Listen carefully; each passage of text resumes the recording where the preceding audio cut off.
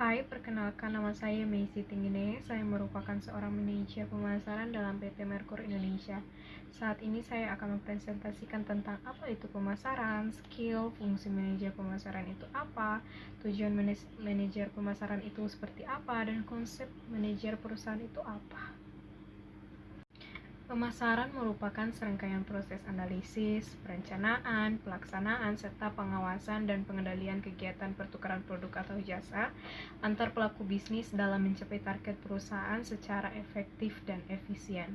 Di dalam perusahaan, manajer pemasaran itu adalah salah satu jabatan struktural di dalam sebuah tim marketing perusahaan yang menjadi pemimpin dalam kampanye pemasaran perusahaan dan mengatur semua strategi pemasaran yang dibuat.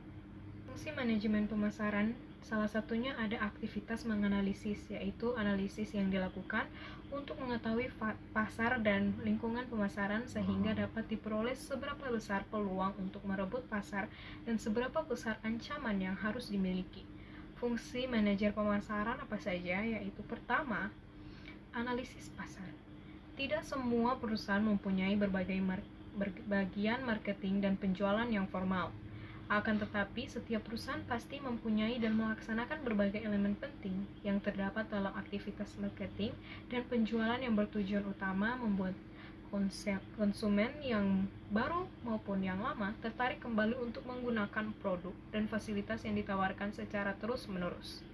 Untuk mengetahui peluang dan ancaman serta kebutuhan dan keinginan konsumen, ada beberapa hal yang harus diperhatikan dalam proses kegiatan analisis pasar, yaitu analisis terhadap peluang dan ancaman, serta analisis perilaku konsumen.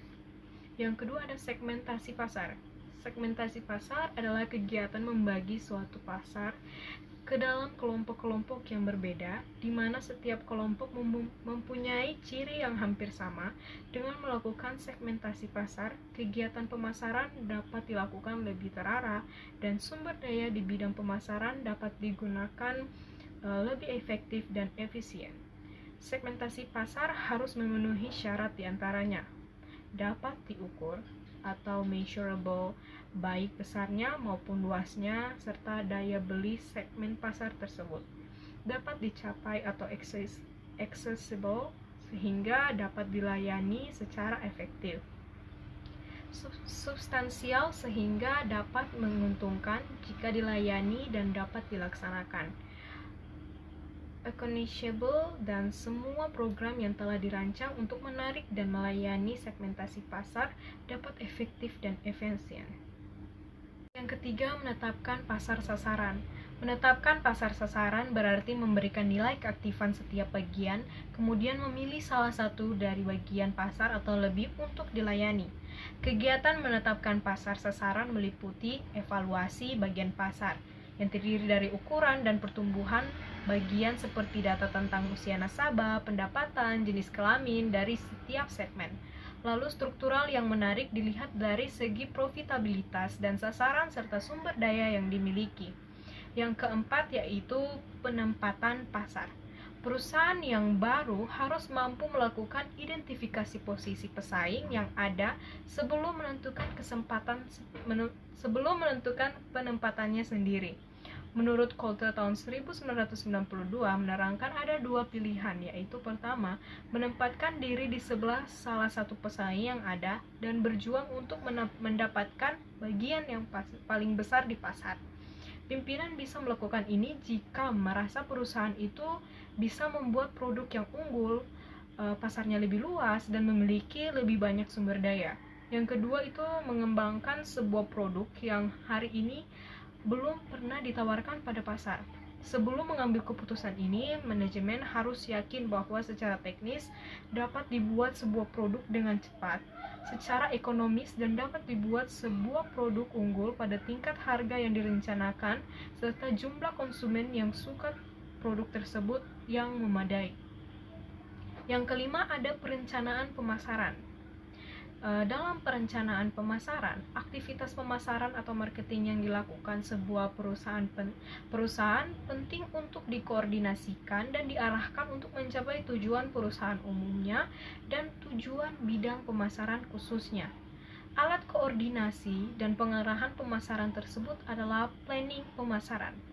Terlepas dari jenis gaya manajemen apa yang dianut oleh sebuah perusahaan dalam melakukan perencanaan, harus melakukan 4 tahapan sebagai berikut. Yang pertama, menetapkan misi perusahaan. Yang kedua, mengenali unit-unit bisnis strategis perusahaan, menganalisis dan mengevaluasi portofolio bisnis yang ada.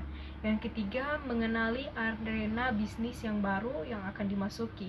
Dengan demikian, bisa disimpulkan bahwa perencanaan pemasaran bertujuan untuk memberikan pendekatan yang sistematis dan rapi bagi perusahaan dengan cara: 1. Menyeimbangkan dan menyelaraskan kegiatan pemasaran yang menjamin tercapainya tujuan dan sasaran. Yang kedua, menggunakan cara-cara perusahaan di bidang pemasaran secara insentif dan optimal.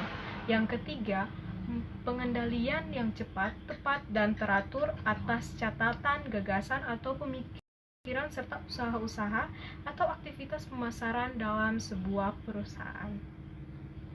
Selanjutnya, skill. Seorang manajer pemasaran dituntut memiliki banyak skill karena tergantung pada bermacam-macam faktor. Ada 3 skill utama yang menuntut seorang manajer pemasaran dapat menjalankan perannya dengan baik, yaitu pertama, traditional marketing. Di sini ada beberapa hal penting untuk dimiliki oleh seorang manajer pemasaran. Beberapa di antaranya adalah penulisan, perencanaan, negosiasi, dan budgeting.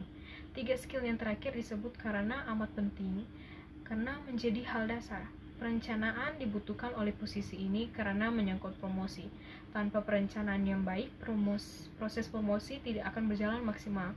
Tak cuma perencanaan, proses promosi juga membutuhkan negosiasi dan anggaran karena berkaitan dengan harga dan menetapkan dari sebuah promosi. Yang kedua, digital marketing. Perkembangan zaman membuat proses marketing jadi lebih luas. Perusahaan tidak perlu memasarkan produknya secara tatap muka dengan pembeli. Disinilah alasan mengapa skill digital marketing menjadi lebih penting.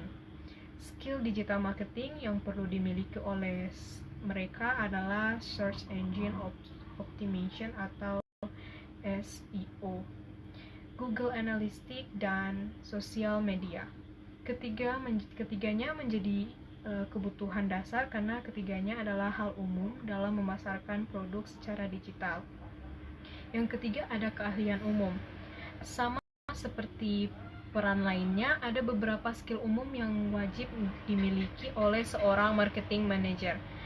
Beberapa di antaranya adalah manajemen waktu, kerjasama tim, dan detail terhadap banyak hal.